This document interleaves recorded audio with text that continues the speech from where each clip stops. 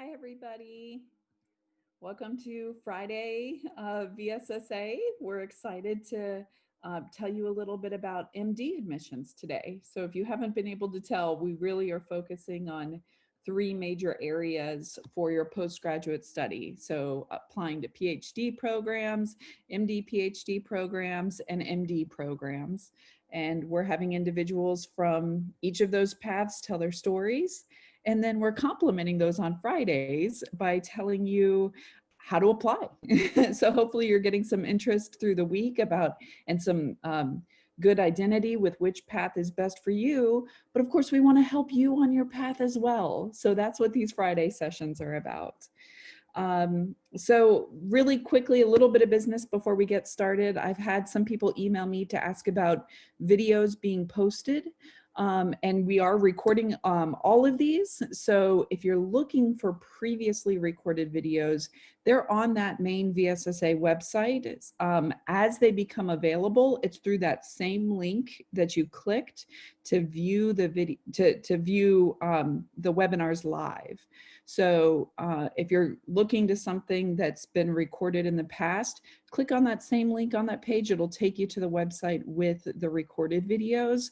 If it takes you to a Zoom link, it just means the video is not ready yet. So it'll be posted there eventually. So it takes us a few days. But now I am so thrilled to welcome Jen Kimble today to talk about med school admissions. She's going to talk about Vandy specifically, but she has been deeply involved in medical school admissions, both through the advising side of things and now through the MD program side of things. So she's going to have some really wonderful ways to help you get admitted. So thank you so much, Jen, for being here today, and I'm going to let you take over. Awesome. Hi, everybody. How are y'all doing? Thumbs up. Good. I love it. I love it. Well, thanks for spending your Friday with me. I'm Jen Kimble. I'm the Director of Admissions for the School of Medicine's medical school for the MD program mainly. And in my former life, I was a pre-med advisor at Emory University and at Georgia Tech, both in Atlanta, before I went to the dark side of admissions. And I have been here for 7 years. So I was an advisor for 13, and now I've been here at Vanderbilt for 7. So if you can do the math, you can probably figure out that I started working when I was 3 years old. So I'm pretty much a med school genius at this point in time. So what I'm going to do today is talk to you about the admissions process for medical school. I'm also happy to answer any other questions that you might have about applying to other health profession schools, or in general, how do med schools look at X, Y, and Z? Sound good? And y'all have to promise that you're going to ask questions, because I am currently broadcasting from the beaches of Capri. So you're interrupting my very exciting vacation for this. Just kidding. I'm actually in my daughter's toy room. So as a true professional is these days. Okay, so what we're going to do is talk to you. Does everybody see the screen? Awesome. Good. Okay. So about the School of Medicine. And as I'm doing the screen share, unfortunately, I can't see the chats that you guys might have. So if you chat a question to me privately, I won't see it at all. But if you do publicly, Dr. Bowman can read it. And if you have a private question for me, if you want to private chat it to me after I stop screen sharing, then I can address it. Sound good? Okay, so School of Medicine, this is a picture of our current first year class at White Coat Ceremony. And as you can see, White Coat is a lot of fun. It kind of embarks their journey as a medical school student. So just a little bit about Nashville. Unfortunately, I don't think you guys are really able to absorb how amazing the city really is. We moved here, like I said, 7 years ago. My husband's originally from New York. And if I have any New Yorkers on the call, in his world, New York is the end all be all. But he has loved living in Nashville. There's always something to do. You're never bored. Lots of great places to eat. And sightsee and stuff. Of course, this is pre-COVID, but it's a fun city to live in. So let me tell you a little bit about Vanderbilt in particular. Vanderbilt is a top research school. And when I say research, what do y'all instantly think of? And I'm going to probably bet all of you are thinking petri dishes and pipetting. But I'm going to use a broad term for the word research. We're more into like scholarly inquiry. We want you to always think, what ifs? How about if we do this differently? How can we change this to improve our patients' lives? So the fact that we're a private school allows us to accept students from all over the nation and all over the globe in the class. For any international students that are on the call or you might know, we don't have any limits on how many international students we can accept in the School of Medicine. So it's going to be a pretty diverse class that you're going to be with. We're pretty innovative, and we're going to tell you a reason why that's important in a second. But you'll find Vanderbilt to be a very supportive place for your medical education. So a little bit about Vanderbilt. We have a lot of great traditions. We're steeped in our traditions, but we always have an eye on the what ifs and what's life going to look like in the future. So with that being said, we moved to a new curriculum, Curriculum 2.0, a few years ago, and I'm going to kind of drill down a little bit on some of the highlights that often prospective students kind of want to know a little bit more about. But really the takeaway from the screen is to know that we are pass fail for your first 2 years of the curriculum. And the reason why this is helpful is that you're not gunning to make an A on every exam. You're working hard to absorb and learn the knowledge instead of trying to achieve this elusive A grade. And we have a lot of different learning modalities. And the reason why this is important is because back in the olden days for medical education, all the students would be, shoved into a lecture hall. You would have what I call a sage on the stage, somebody who's very scholarly on microbiology or virology or whatever, lecture you. And then that person would leave after their hour was up. And then the next sage on the stage would come and lecture you. So basically you sat in a lecture hall for 8 hours. And then you would just churn out the information on an exam.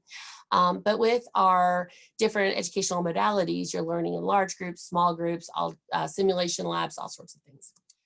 So what does this look like? Your first year, what this very colorful band looks like is it is here to show you that we're going to learn the information in more of kind of a systems-based approach. So instead of learning everything there is to know about anatomy for, 8, 12 weeks or whatever, you're going to learn anatomy across your entire first year, and it is applied to what you're learning about. So when we're learning about, kidney systems and stuff like that, that's when we're going to be dissecting the kidney in your anatomy lab. We'll also have physical diagnosis overlaid in that, and basically with physical diagnosis it's just that. That's when you're actually going and seeing patients who are dealing with the healthcare issues you're learning about in the morning. Foundations of Healthcare Delivery teaches you kind of the ways that you're going to approach your patient through a cultural competency lens. We'll also have learning communities and research, and what that is. Learning communities are smaller groups where you're able to have conversations about things that are affecting our patients.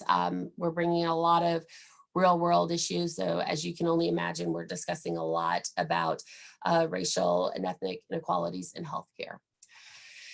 So as a first year student, this is kind of a lay of the land of what your week would look like.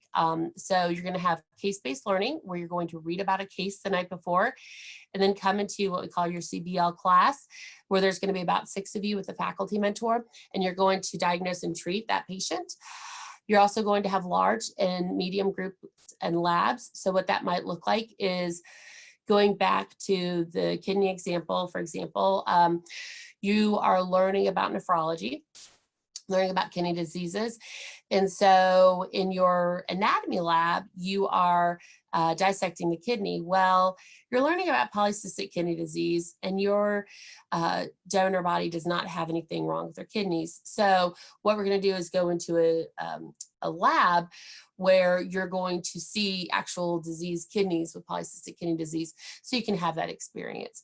We're going to have team-based learning where all 96 of you in the first year class will be in the room. You'll break up into smaller groups, learn and then teach everybody else what you've just learned with faculty guidance. Your afternoons, after your lunch break, you're going to have either your clinical experience, self-directed learning, which is a fancy way to say study on your own time, and then physical diagnosis once again brings you back into the clinical experiences. On Fridays is when your learning community comes into play. So that's your first year. After your first year, you're going to have a nice little break for about 6 weeks or so. And then you're going to come back for your foundations of clinical care. This is often called the core clerkship phase. In historic curriculums, that is typically started your third year of medical school. So we start you a year earlier for that. Why is this beneficial for you at Vanderbilt? Well, it's helpful in many different ways. One of the biggest ways is that it helps you kind of narrow down what you want to do for your residency program. And then once you decide after your second year what you want to be when you grow up, it allows you 2 years to really do things that are going to make you stand out in a competitive residency match.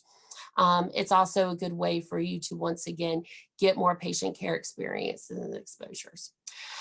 So after your second year, when you rotate through med, surg, OB-GYN, peds, all those on the screen, after your second year, you are ready for your third and fourth year of medical school. And this is a part of your time that's very exciting for people because it's where you get to study what you're truly passionate about. So everybody during their third and fourth year honestly follows a different path. We've had this curriculum in place for about 7 years now. We've yet to have 2 students do the exact same pathway. So it truly is customizable. So what you're going to be doing is, for example, if you want to go into emergency medicine, you might take advanced clinical electives in emergency medicine and anesthesiology. And you might go, wait, in emergency medicine, you really don't get a chance to do anesthesiology. So why is that an important skill to have? The reason for this is because as an emergency room physician, you're going to have to intubate a lot of patients. And for those of you guys who don't know, that's where the breathing tube kind of goes down the esophagus and into the chest to help with breathing. So in anesthesiology, well, let me back up a second. In emergency medicine, when you have to intubate, it's usually a chaotic scene. There's lots of things going on. You're trying to figure out what's wrong with the patient. You're trying to get their breathing stabilized. Information is coming at you from different forces and stuff like that. To intubate really takes a lot of skill, a lot of focus. So with anesthesiology, it's more of a controlled environment. Your patient is checked in for surgery. You know, they haven't eaten anything that day. You know, you're able to really concentrate on developing the skill to truly intubate your patient. Shade Tree Clinic is our student-run clinic that our students often rotate at. So like I said, you get to take the classes that are of appeal to you for emergency medicine. Let's say after the end of your second year, you go, hey, you know what, that was fun, but I still don't know what I want to be when I grow up. And that's fine because you can be undecided and that is okay. So here's an example of a student who was undecided. We did a lot of kind of counseling and talking with her about where she kind of felt an attraction to medicine the most. And what we learned was that she was really attracted to things that were very visual. So we put her through derm, path, pediatric cardiology until we finally came upon radiology. And that's when it was like, aha, this is what I want to do. So this patient then, or the student ended up going into radiology. During your third and fourth year, you're also going to have what we call flex months, which are an entire month off. Each one of those classes that you see on the screen lasts 1 month. You can build in where you take your flex months. So if in November, your family is going on a big family vacation and you want to go with them, you just don't register for classes for that month. You'll also have a research phase of 3 to 6 months. So with research, like I said at the earlier slide, we're painting research with a very broad brush here. So during your first and second years, you're kind of baby stepping to research like, hey, what are some of the research opportunities available at Vanderbilt? What am I really interested in? Who are some of the people at Vanderbilt who are doing research in those areas? How can I kind of narrow down my questions so it's something that's attainable in a 3 to 6 month phase? With the research phase, you're able to really focus on whatever you would like to do your research in. You can do it in different colleges. So if you're interested in going into, maybe kind of the business aspects of medicine, you can absolutely do your research in that area. For people who really love research, we do have an MD PhD program at Vanderbilt. We have 15 positions in that class, in that cohort. I have about 550 applicants. What I'm going to tell you about in a couple of minutes that tells you what makes somebody stand apart out of the crowd for regular MD admissions. A lot of that pertains to the MD PhD admissions process. The big difference is that we're really looking for people who have done really strong independent research experiences and letters of evaluation that really reflect an MD PhD interest. But I'm always happy to answer questions about MD PhD just because I do work very close with that program. And you'll see the Summer Science Academy is something that a lot of our applicants come in from. So some of the things that I think really make Vanderbilt special, I think the main thing is truly kind of our culture of caring. We have a class size of 96. With 96 students, people really get to know each other. It's a very diverse class. We have students in our class that were in the military. We have students in our class who were in the Peace Corps. We have students in the class who were teachers before they went to medical school. We have students in our class that went directly from college straight to medical school. We have students from all over the nation and all over the globe in the class. On the bottom part of this slide deck, I want to kind of introduce you to some of the faculty that are going to be an important part of your time here. The gentleman on the far left of the screen and the white button down is our Dean Donald Brady. And then on the next picture, Dr. Kathy Pettifer is our Dean of Instruction. So she kind of makes sure that you're doing well in your classes. If you have questions about things, maybe you've never had to study in this kind of way before, you go and talk with Dr. Pettifer and she's fantastic. The middle gentleman is Dr. Luke Fink. He works very closely with you as you're doing your research phase. Then we've got Dean Amy Fleming, who is our Dean of Students. It's important when you select a medical school to go to a med program where your Dean of Students really does get to know you. After your medical education, you have to do a residency program. You have to get a letter of recommendation from your Dean to kind of make you marketable for residency programs. And so for our Dean's letters, they're not, cookie cutter, Becky was a great student. These were her grades, the end. I mean, it really is an informative letter evaluation. Then in the next slide over, the gentleman in the middle is Dr. Bill Kucher. He is the Dean of the undergraduate medical education, the curriculum. And so he works very closely with our students who are on the curriculum committee. I think it's important for you to kind of know who helps guide you through your medical education at the leadership level. Vanderbilt has a very strong commitment to diversity with our student organizations.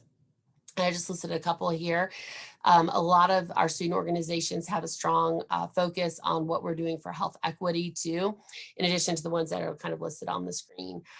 Our efforts also include things such as our community circle, where we have all the students, faculty, and staff who can join, have conversations. We just had one the other night about racial injustice.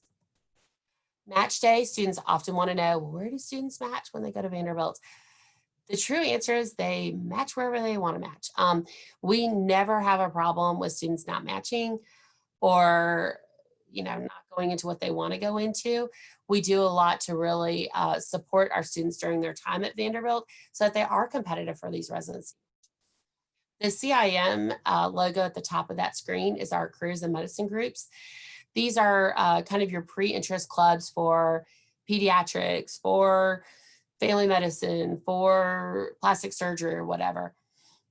And the CIM groups are sponsored by faculty, often the residency placement directors. So they tell you, hey, you want to go into emergency medicine, this is what we're looking at now with our applicants for the match. These are things that you're going to want to do to be competitive in that match. So your learning will take place in the Eskin Biomedical Library and Learning Center. The first floor of this building is a library. The librarians on the in the building are trained on how to help you as a medical student get you and whatnot. Floors 2, 3, and 4 are going to be your learning rooms. Our offices are over there, classrooms are over there, everything's new and air walls and all the fancy stuff that you would find in a very nice building. So you want to anchor down and learn more about what makes you competitive for Vanderbilt. So our mission statement is what really guides our admissions process for us. You can see here we're looking for people who are going to be future leaders and scholars in medicine. So a couple of years ago, we did away with prerequisites. And the reason for this is because I would have students who were biomedical engineering majors at, engineering schools that were like, hey, in my major, we don't take biology, we take this biomedical engineering course, which covers these same competencies, but it's not a biology 101 class. Is that okay? Honestly, what I tell students to do is take whatever prerequisites your undergraduate institution tells you to take at their school to prepare you well for the MCATs. Because the reason why we put weight on the MCAT is it tells us that you've met these competencies before you start our program here. So let's tell you a little bit about the application process. Roughly about 6,000 applications will come to us through the AMCAS application, and I've broken down the MD, the MD PhD, and the MIDP.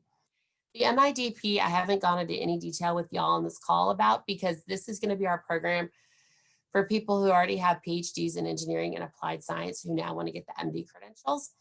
But I want you to know that these are going to be your classmates because they add diversity to the class. These people hold patents. They've done research and R&D at these companies and stuff like that. And now they're getting the MD credentials.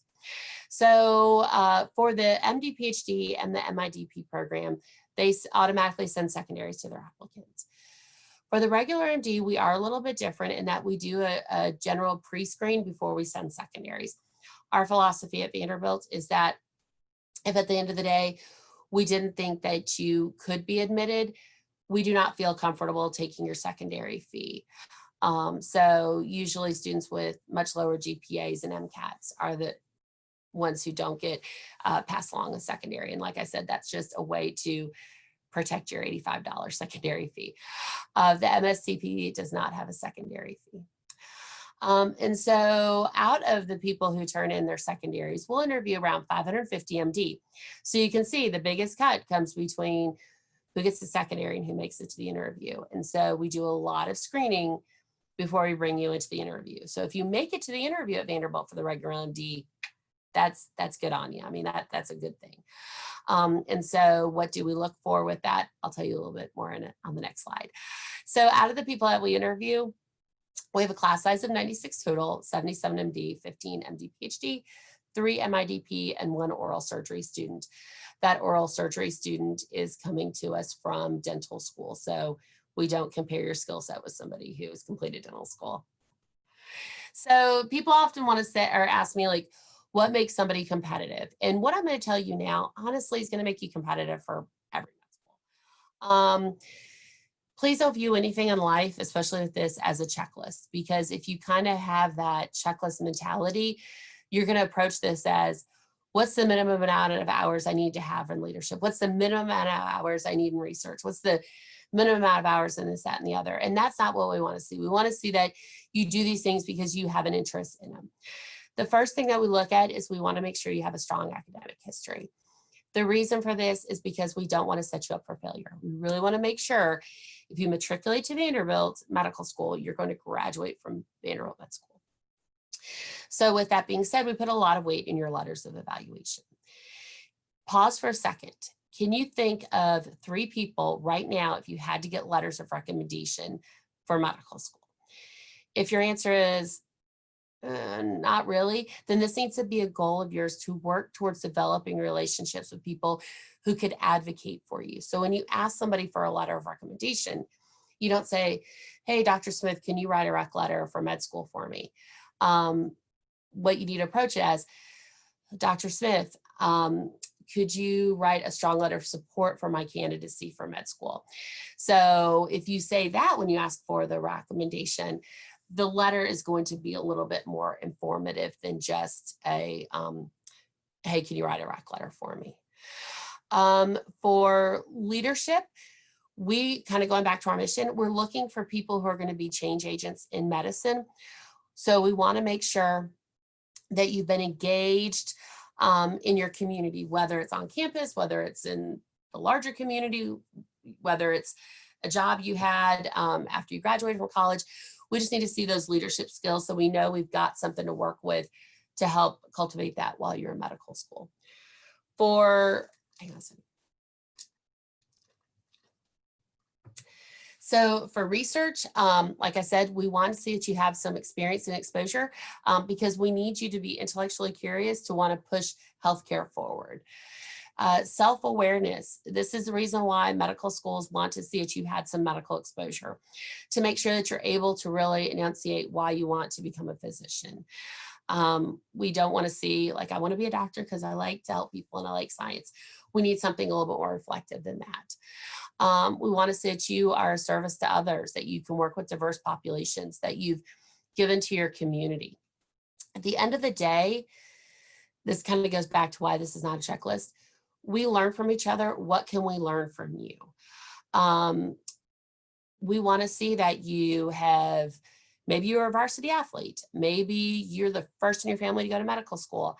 Maybe you had a rough freshman year and mom and dad were like, hey, we're not paying for you to go to college to party. So you had to work at Home Depot to make money and stuff. And then you took classes, you know, a couple of years later and then graduated and stuff. And now you're a little bit older, but we can learn a lot about your maturity from that experience. What can we learn from you might also be like your hobbies. You know, the things that you're really passionate about, because going back to one of the first slides where I showed you the curriculum and I showed you the case-based learning, you're going to be in small groups a lot. What are we going to learn from you in that small group? If every one of our students was a biology major from, I don't know, the University of Alabama, and they all were president of the AED chapter there and came to us straight out of college, there would be no diverse learning. Everybody would have the same experiences. So that's why we really want you to be engaged and do the things you're passionate about. So with that being said, do we like the well-rounded applicants, or do we like the ones who are sort of well-rounded but have that kind of spike in there? You can do the hand motion. Well-rounded? Okay, so the answer is we like the peaks, because it's my hope that all of my peaks come together to create a well-rounded class so that everybody's learning from each other. You guys have different experiences. You have what makes you you, but the sum of all y'all together is a well-rounded class. So tips, attend any and all school visits and fairs. I'll be honest with you, this cycle, it's looking like everything's going to be virtual. So it's going to be easier for you to attend these school visits and these fairs. Go to them. Remember, rolling admissions plays a huge part, not only in your med school applications, but just in life in general. You know, you want to buy a house, you can't just sit on, oh, I'd really like to buy that house over there. You have to act fast, okay? Because even though the deadline might not be until October 31st to apply to medical school, if you apply October 28th, it's not going to happen for you. So get your stuff in sooner rather than later. Know the schools that you're applying to. I remember I had a student at Tech who was phenomenal, great grades, great metrics and everything. And she applied to schools that she just wasn't a good fit for. But she applied there without really kind of thinking why she wanted to go to those schools. It was more like, hey, I've heard of those med schools. They must be good schools. I'm going to apply there. And so at the end of the cycle, we kind of talked about sort of what happened for her. And upon reflection, she realized when the med schools were reviewing their files, they were kind of like, what can our school provide her that she's not going to get at other medical schools? So make sure you kind of think about where you're applying and why. As much as I would love to say that all y'all will get in the first time you apply to medical school, unfortunately, it just doesn't happen. So have a parallel plan in place, not a plan B, because plan B always in my mind says that plan A didn't work out. So now I'm going to do something completely different. it's a parallel plan. We have a number of students. In fact, we have a student who's a 4th year with us right now who applied to us 3 times before he finally got in, okay? So if you're applying to medical school, think about what you can do to be more competitive in case you're not accepted this cycle. Back to when I was an advisor, I would have students that I would see near graduation, and I would say, well, what are you going to do since you didn't get in when you applied the first time? And they're like, I don't know. I don't know what I'm going to do. So just recognize that there's a lot of great people who apply to medical school, and we just don't have the seats nationwide to absorb them all. So have a parallel plan in place and let your support team, your family, your parents, your best friend or whatever know this, because sometimes family thinks that you're the greatest and they don't understand why the cycle is not working out for you. It's not a reflection of you as much as just a competitive application process. And then a couple more tips. Make sure that people read through your application materials before you submit them. Your AMCAS application, I don't know if anybody's had that experience just yet. The AMCAS application is really kind of not the most tech savvy application. Is that a politically correct way to say that? So it doesn't have the best spell check abilities and word counts and stuff like that. So before you hit submit, print it out, have somebody with eagle eyes look through it to make sure you didn't transpose any letters, that you didn't leave off, punctuation or anything like that. On the AMCAS, I need to pause. If you're applying to osteopathic medical schools, your application is called a COMIS. Same principles apply. You're going to have 15 extracurricular activities. 3 of those you can indicate are your most meaningful. How are you choosing those 3? What additional information can you give us? Please don't think that we know what it means when you win an award at your college. I remember a couple of years ago, we had a file for a candidate who was coming to us from UVA, and he got an award. I want to say it was like living on the lawn, or I don't know if any UVA folks are on this call, living on the quad or something that basically was a huge honor. And we didn't realize it on the committee, except for one of our committee members also went to UVA. It was like, this is a pretty big deal. So, so make sure that when you tell us things, you give us numbers. Selected to be one of 5 representatives at my college for this award, or, I was treasurer of my sorority and had to balance a $500,000 budget each year or whatever. I was, a resident assistant for my hall and responsible for 38 first-year female residents or whatever. Just give us numbers with things, okay? The other thing to remember, pretty much every medical school uses the same secondary application software. With that software, we can convert your extracurriculars into a timeline. Make sure there are no gaps on your timeline with this. I had a student one time that I was, once again, when I was an advisor, that her father and mother both lost their jobs. So it was on her to gain, or to make money to pay for her living expenses for school. So her sophomore year of school, she did no extracurriculars and she waited tables at Chili's. And so she originally left off that because it wasn't pre-med related. And I said, you're telling the med schools a lot about how you handled adversity, how you had to work 30 hours a week, your time management skills, it puts things in context. So don't leave something off just because it's not pre-med related. So we like to see that you've taken time to do things throughout your time in school. So any questions? And like I said, if you have them, I've not read any of them. So yeah, Jen, thank you so much. Do you have questions for me?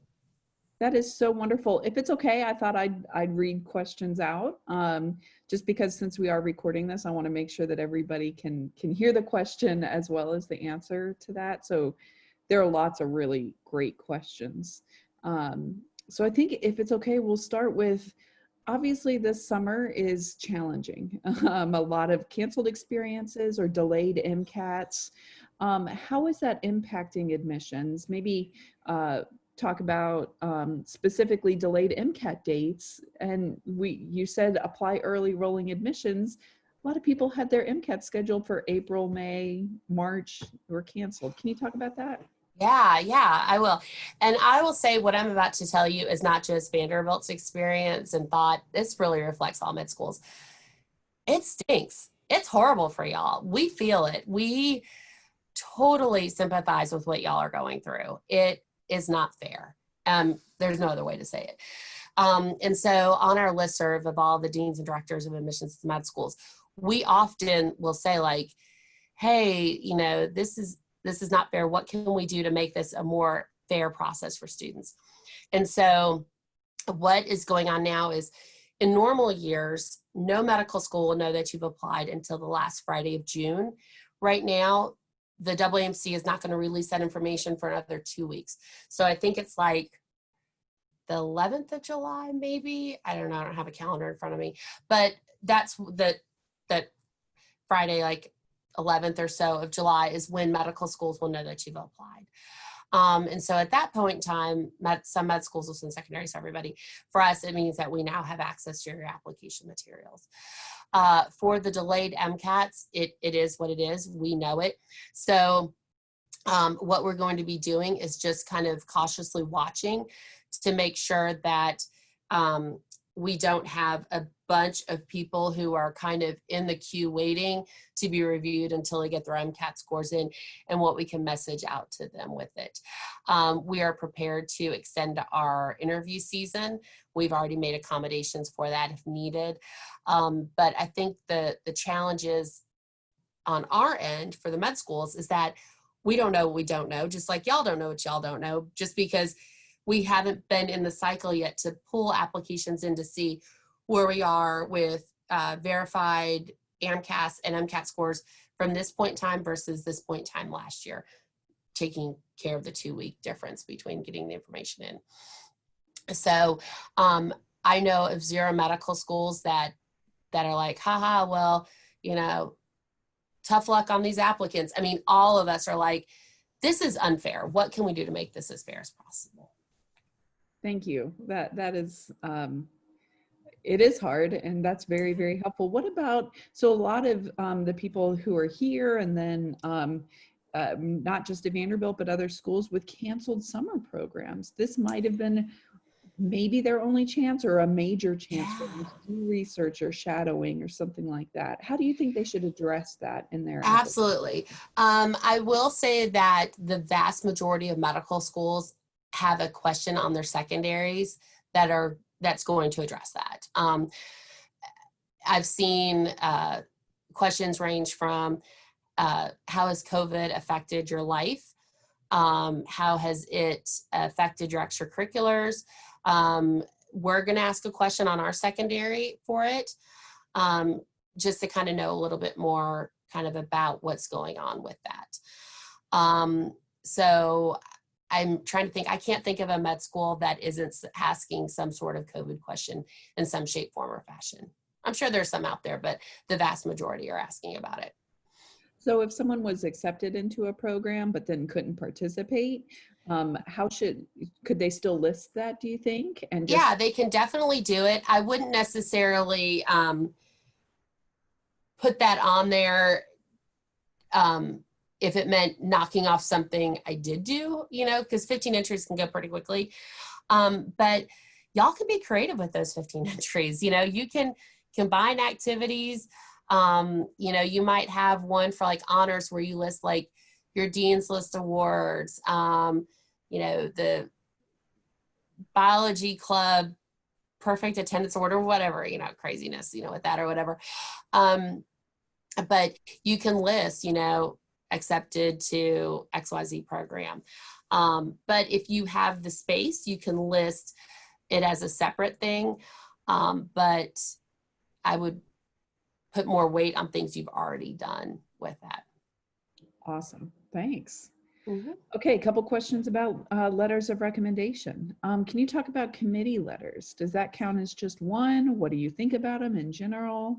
Yeah, so I will say if you are applying from a school that has a committee and we know you have a committee, you're going to need a committee letter, because if you don't use your committee, it's a red flag. Like, what are you trying to get around? with that. So definitely use it.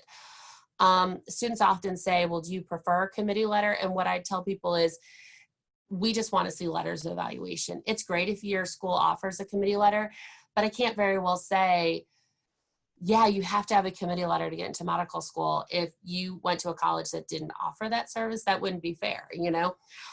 So we just want to see informative letters of evaluation, be it a committee letter, be it individual letters of evaluation. Do you have specific people that letters should be from? For example, do you prefer letters from MDs versus PhDs versus research PIs, or maybe great question, like really good. Because we're interested in your research experiences, we're going to kind of expect to see a letter from a PI in your file, especially if it's like a PI that you've done like 3 semesters of work with. It's kind of like, why wouldn't you ask for a letter from your PI if you spent 3 months with them? So we're going to kind of expect to see that. We are going to expect to see letters that cover your AAMC letter evaluation guidelines. So if you are not exposed to that, you probably want to Google it, AAMC letter evaluation guidelines, because basically it highlights what all the med schools want to see. We want to read letters that address your interpersonal, your intrapersonal, your thinking and reasoning, and your science abilities.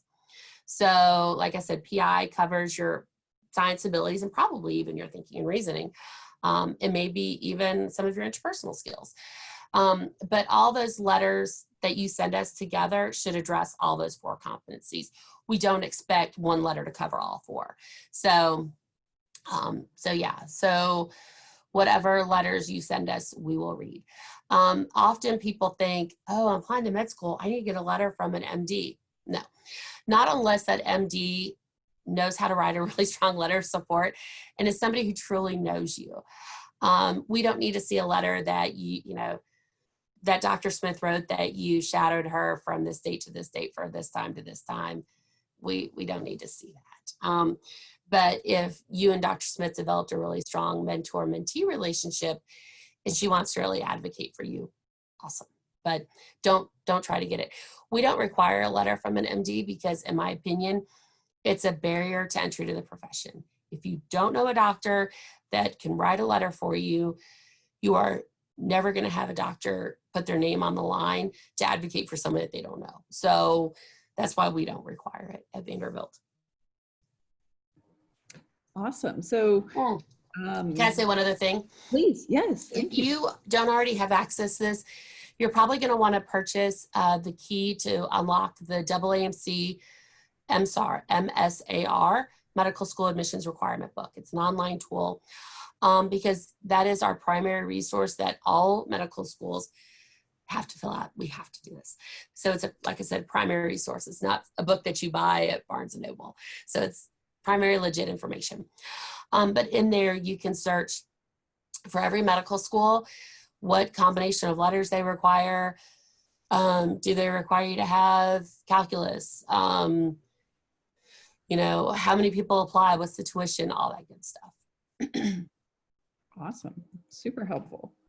So there are a lot of different things you can do to show your interest in medicine. So shadowing is one of those, but also having a job that's medically oriented. Mm-hmm. You're doing shadowing through your job. Do you also like to see volunteer work outside of that? Does it have to be medically oriented? What if it's non-medical volunteering? Can you talk a little bit? Yeah, so every med school is going to expect you to have some sort of medical exposure. I will say that there are some med schools that have a requirement of hours. Going back to like my issue with barriers to entry to the profession, I know what it's like to be an advisor and have students that you advise that are not from the social capital of, hey, I can easily shadow my neighbor, or everybody in my family's a doctor, I can easily get medical exposure hours and stuff. So we don't require it. But it's very hard to talk about why you want to be a physician if you haven't had those experiences. So I definitely encourage you to get some sort of medical exposure. Sometimes students work as scribes.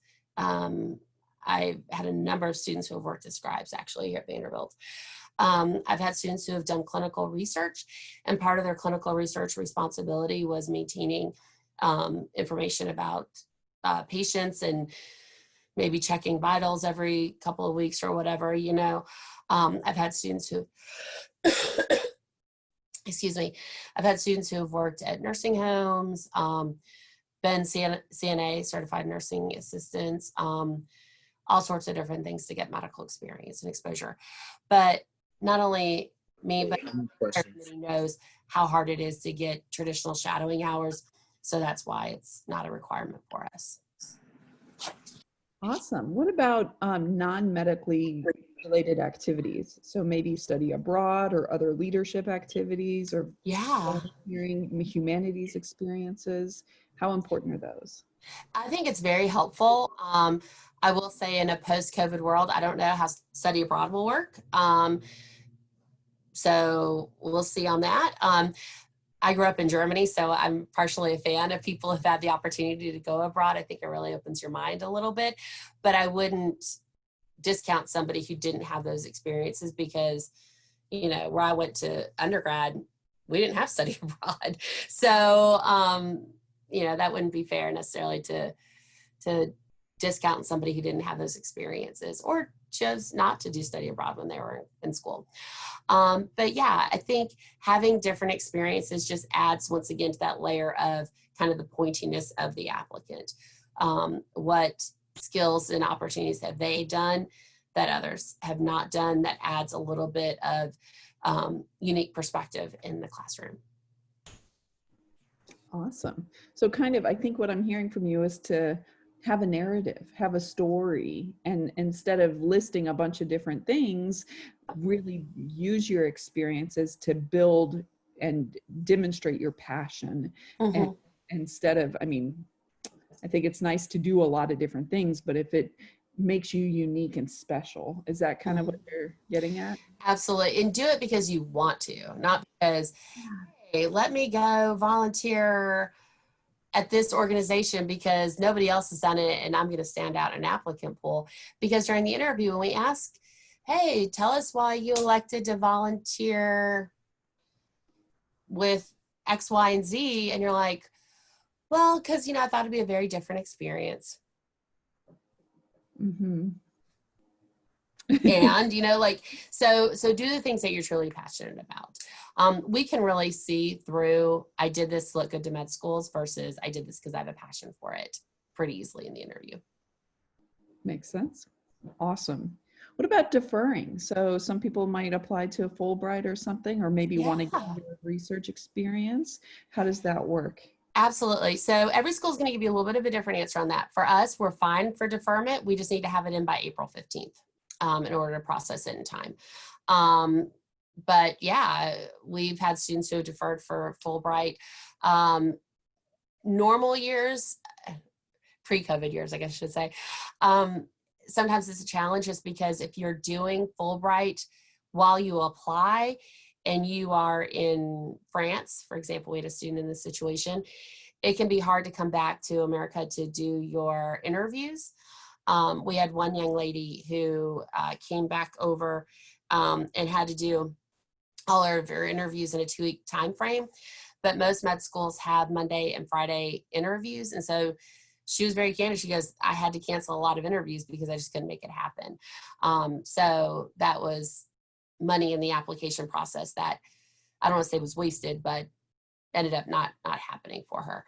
I will say for this year, since pretty much every med school is doing virtual interviews, you could easily be in France and do your interview, although time zone thing might make it in the middle of the night for you. It could still be done. Good to know. For academics, is there any differential weight put on certain classes? So like, for example, do the STEM classes matter more than other classes? Yeah. So what's going to happen is on your AMCAS, it'll break out your BCPM, which is all of your biology, chemistry, physics, math. And those are classes that you think fall into those categories. So if you took a neuropsychology course and it was in the psychology department, historically psychology classes are not BCPM courses, but because it is so neuro-focused, you might think it's more of a biology class. So you list it as psychology 301 or whatever, and then give the title, and then in the drop down, you would put it as biology. So what'll happen is your AMCAS, like I said, will pull out your BCPM, biology, chemistry, physics, math classes, then give us your AO GPA for all others, and then your cumulative GPA. So we like to see upward trends, obviously, with that, instead of just looking at a cumulative GPA. And we also look to make sure that there's not a huge discrepancy between your cumulative GPA and your BCPM GPA. You know, your cumulative GPA is a 3.8 and your BCPM is a 3.3 or something, for example. So as for courses, we don't say, hey, biochemistry is the make it or break it kind of grade. We know that at a lot of schools, organic chemistry is the weed out class for a lot of pre-med students. When I was at Georgia Tech, it was physics. So every school has kind of their own weed out course in their pre-med curriculum. But we look at kind of everything in composition. So our lives would be so much easier if we just looked at a GPA and an MCAT, but we really do look at everything. Awesome. And so part of the goal for the VSSA this summer is to help students identify their path, right? Which future postgraduate education is best for them, which means that some students might be changing their path later in their college careers. So whether it's from our program or other programs or experiences, how do you weight that in terms of when they decided to do what? So maybe they don't have quite as much experience because they decided late in college they wanted. Yeah. No, that's a really, really good question. And we see that sometimes when we're reviewing files. We'll see somebody who first and second year really didn't do anything, quote unquote, pre-med, and then it kind of kicked into high gear junior year. And so when we look at the application materials and the personal statement that they write, they'll kind of address how they went from wanting to be an English teacher to wanting to be a physician and kind of that career transition and stuff. So it kind of puts things into context for that. Not everybody knows when they are 18 years old or whatever that this is the career they want to go on. I have a teaching certificate. I taught 7th grade social studies before I realized my passion was working with college students. And then I had to go back to graduate school and start my jobby job like with that. So we get it that not everybody knew in the cradle that they wanted to be a doctor, and we're totally fine with it. Now, I will say sometimes students who decide a little bit later in their path that they want to go to medical school now have to take all those prerequisites for the MCAT, and they get like, oh, I want to do all these classes right now and stuff. And so they'll sometimes want to take on a little bit too much at first. So they'll go from basically like no real prerequisites for medical school, then all of a sudden trying to take, you know, biology, chemistry, and physics all in the same semester. And that's not a great idea. You need to pace it out. And so sometimes it might mean delaying your application a year or two to get all of these extracurriculars, all these things underway quickly. Like I said, I advised a lot of career transition folks when I was an advisor. I remember I had a student who was 42 years old who was an engineer in Atlanta, Alpharetta, if you guys are familiar with Metro Atlanta. And he decided he wanted to be a doctor, and he was like, I need you to tell me that this is not a good idea. And I was like, I will never tell you that. So if you want to do this, I'm going to help you plan out what's going to be expected out of you. And that will be kind of your marching orders to make this happen. And sure enough, he ended up going to medical school. So, you know, medical schools kind of love that diversity that people bring to the table. So, but yeah. That's awesome. You mentioned that, you know, don't get a letter from a doctor you shadowed if all they're going to talk about is that you shadowed.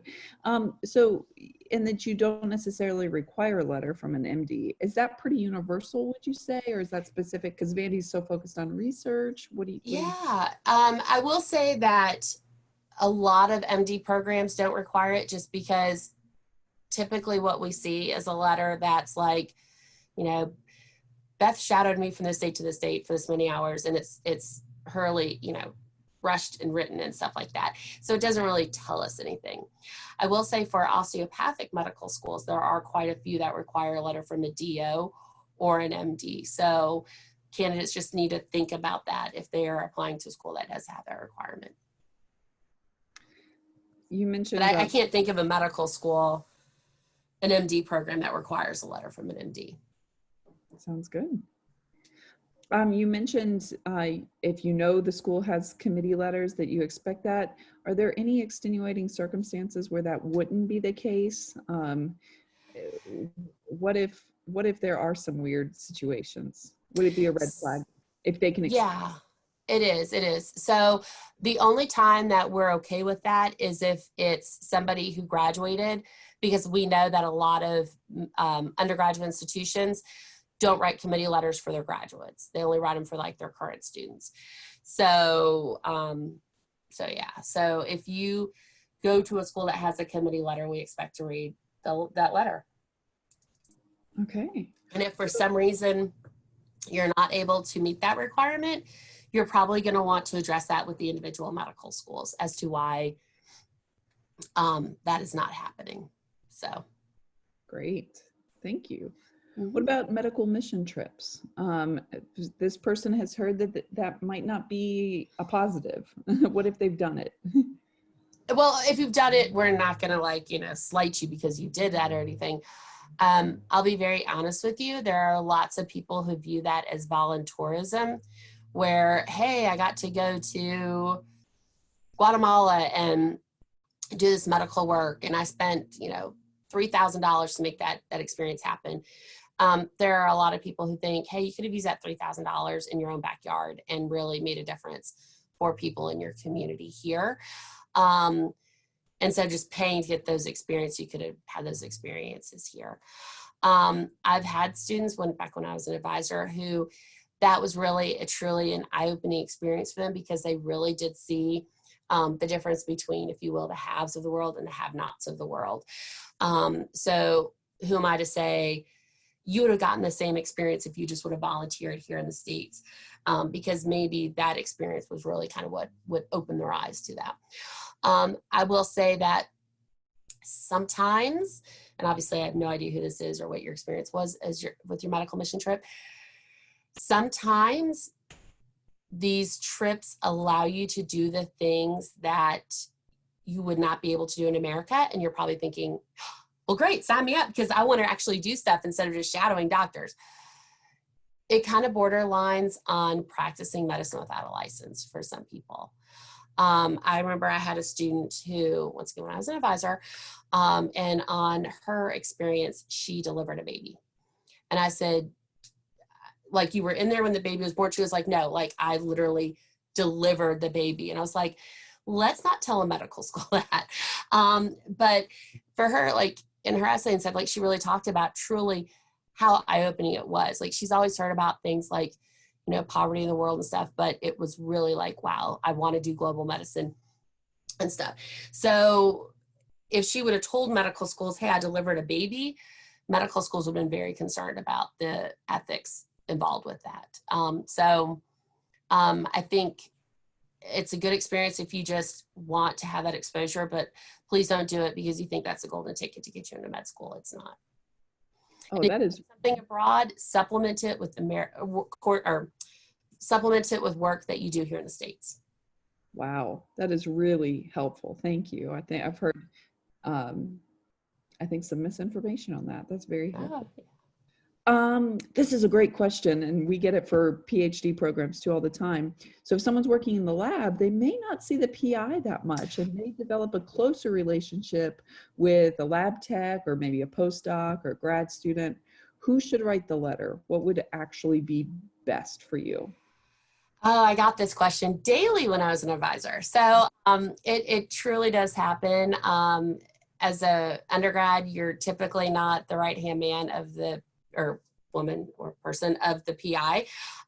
So I get that. So I will say you'll want the letter to come from the PI lab. So on the AMCAS application, you'll list the letter writer's name. And so let's just say you were in Dr. Smith's lab. you'll want the letter to be signed by Dr. Smith, but it might be co-authored between the postdoc and Dr. Smith. And so that's totally fine. But like for documentation purposes, you're going to have it as Dr. Smith.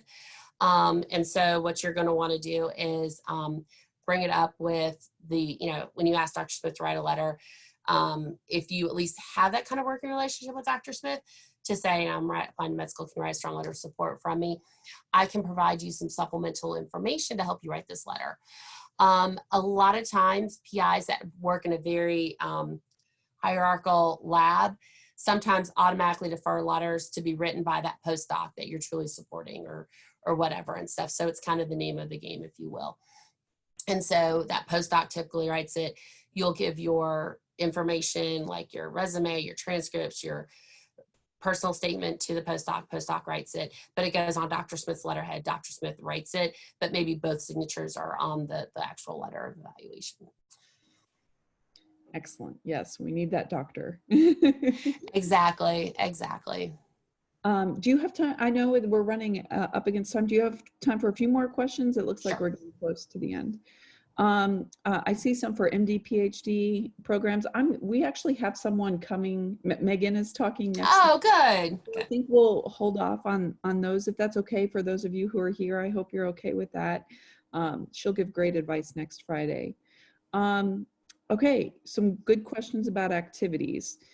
Do you recommend filling out all 15, or if you have 10 to 14 solid ones, are you expecting that cap, that maximum there?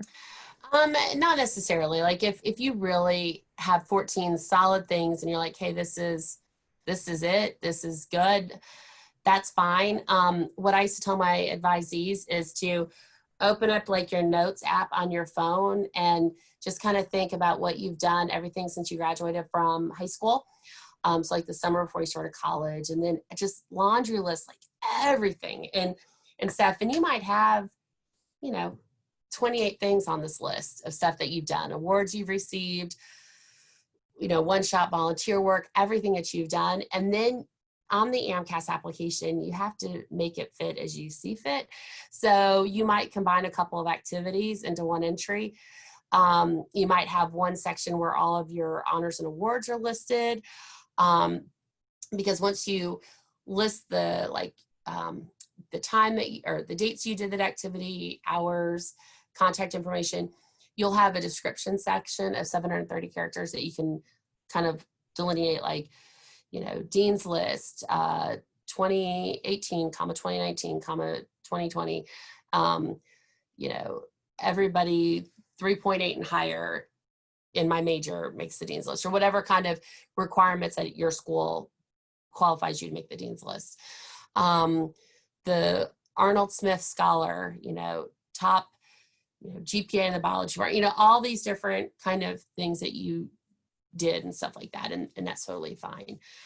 The one thing that I'm often asked is, if I've been published and I've done research, or if I've done a presentation and I've done research, should I combine them or should I have them in two different entries? And really, it's kind of up to you with that. If you feel like, hey, what I learned from getting published is so truly impactful, I need to give it its own section, we're fine with that. Or if you were like, the fifth author on a paper and yay, the stuff got researched or published, but I didn't really provide a whole lot to it, you could just enter that into your research activity. It's truly how you see fit. Awesome. Kind of along those same lines, what about like continuity between the personal statement and the listed activities? So if someone talks about something in the personal statement, are you expecting it there in the activities, and vice versa? It's a good question. Do not use your personal statement as a narrative resume. Like, my freshman year I did this, and my sophomore year I did this, and because we're already going to see that in part of your application materials. But like, let's say you volunteered at Grady Hospital in Atlanta, and it kind of serves an underserved population. Sometimes, at Grady, it's kind of a unique hospital, but nonetheless.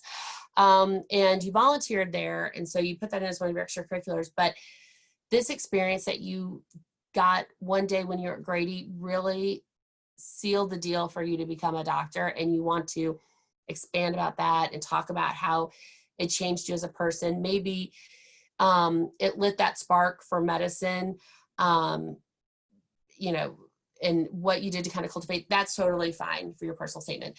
One of the challenges of writing your personal statement is it's not necessarily a, you know, answer this specific question in the space below.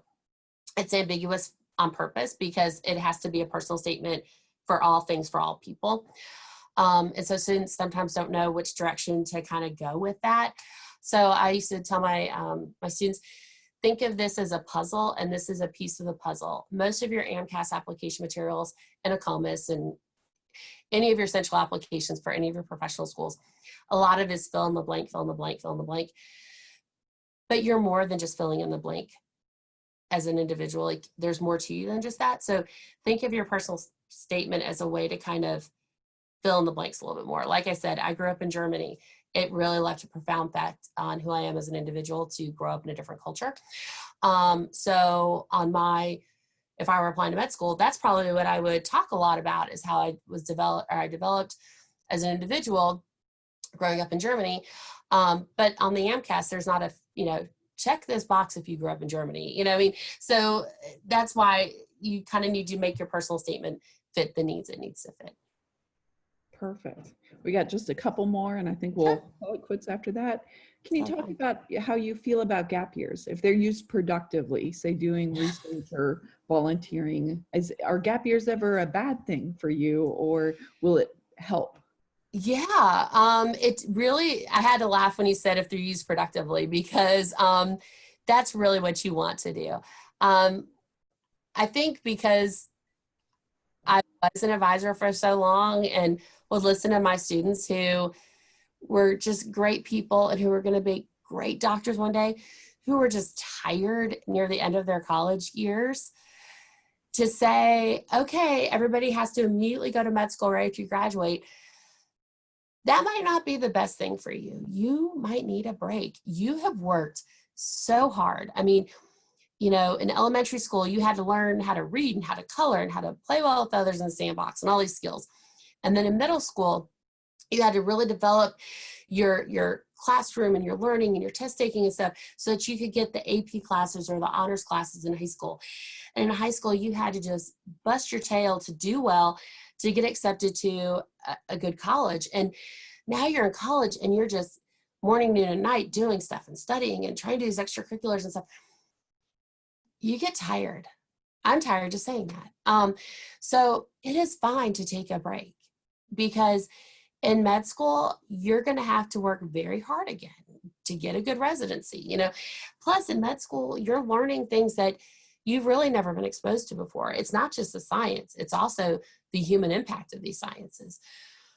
So it might be your best bet to just take a break and work, do research, maybe work on those extracurriculars that you didn't have time to do when you were in undergrad because you were so busy. I remember once again, when I was an advisor, I had a student who said, I'm afraid if I take time off after I graduate, I'll never go to med school. And I said, there's your answer right there. If you don't have that fire in the belly after you graduate to go back to med school, I wonder if this is the right career path for you to begin with. So just kind of keep that in mind. You know, I still keep up with some of my former advisees from tech. And I definitely do from Emory, because I was also my sorority advisor at Emory. So I had a lot of pre-med students there. And I've kept in touch with them over the years and stuff. And I had a lot of them that wanted to go to medical school, that they are doing careers that they are perfect for, that medicine might not have offered them the same opportunities and stuff. So college is a time for a lot of exploration. There are lots of great jobs out there in the world that you might not be exposed to right now as an undergrad. So it might be really cool for you to, you know, work in this nonprofit, focusing on housing affordability in large cities. Or I had a student who, after she graduated, moved to India to work in an orphanage. I mean, there's lots of really cool things out there that you can do with your life. And although med school is very cool, we're not going anywhere. We're going to be here tomorrow. We're going to be here 5 years from now. We're going to be here 10 years from now, 20 years from now. We're not going anywhere. So do these kind of great things that you have this wanderlust to do now that you have the time to do it. Awesome. Awesome. I think that's so good to know that it's your life too, right? Like you don't make a choice just because it's what you always thought you wanted to do, or follow the path that feels that you need to do right now. Absolutely. I'm going to make this the last question. There are a couple of other really good questions. And Jen, do you mind if we share your email address? If anyone emails me, then I might direct them to you. But this is a really good one. What about support for mental health during med school? Can you maybe talk about Vandy or other schools broadly? What do you see in place? Because just like you're saying, everyone's tired. It's hard. Med school's hard. Getting to med school's hard. It's a different set of challenges that absolutely. I'm sure for us, we have students who have never had mental health issues who then develop them in the PhD because it's just different. And we want to support all students through. So how do you do that on the med school side of things? Yeah, absolutely. And so I'm going to take this kind of twofold. The first fold I'm going to take is for students who have already been made aware of mental health issues. When you come to Vanderbilt, and I can't speak for every med school in this one, but when you come here, let us know proactively about this so we can connect you with resources, so we can be mindful of this, so we can keep an eye out for you. You're part of our family, and family looks after each other. So we need to know this on the onset so we can reach out to you. So because you don't necessarily have to come to every class, you might like to live alone in an apartment and we might not see you in the hall. So we might reach out to you and say, hey, just haven't seen you. Is everything going okay? Even for the students that we do see in the halls, like if I notice like a change in your personality as the semester goes on, I absolutely will email you and check in on you. I will absolutely pull you aside to get a cup of coffee at ABP, which is right next to our building. We're going to look after each other. And I expect that from me too. So like if you notice that my behavior is changing as a med student, I expect you to say, you know, is everything okay with you? We're family now. So those are kind of for the students who we kind of know something's going on ahead of time. I want to encourage you to reach out. For the students that we do notice that something's going on while they're there, while they're with us. First of all, our Dean of Students, Dr. Amy Fleming, is a pediatrician by training. She is one of the nicest people you'll ever meet. So, you know, she has office hours. There have been times where I've noticed a change in a student. I've met with the student. I feel like there's something that needs to be raised up a little bit more. And so Dr. Fleming reaches out to the student and talks to the student. We also have counseling with our counseling center at Vanderbilt, and they're actually trained on the medical school experience. So they know what you're going through. They know about the classes. They know about the pressure you're under, that kind of thing. We also encourage our students to sort of be self-aware that something is out of their personal norm.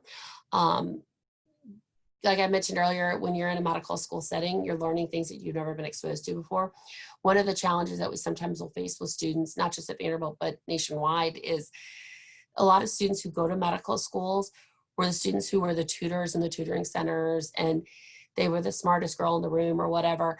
And then when they get to med school, everyone is also a tutor. Everyone also is the smartest person in the room. And so sometimes there's a shake in their personal identity. And so we try to catch them early on.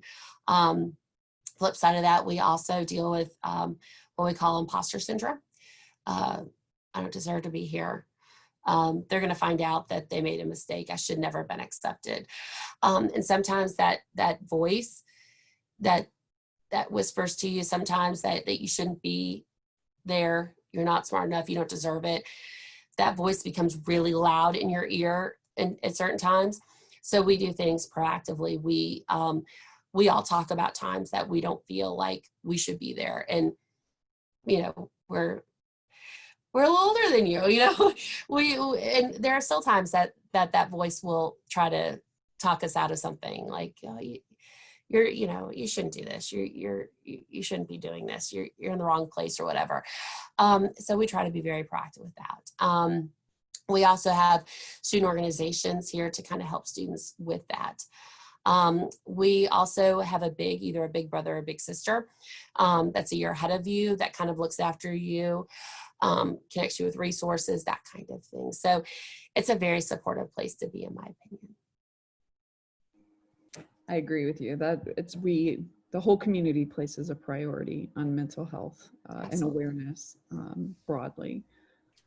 Jen, I'm going to thank you so much for being here. If I didn't get to some of the other questions, they were maybe a little more specific. I would love for you to reach out to me and I'll help connect you, whether that's now or at any point.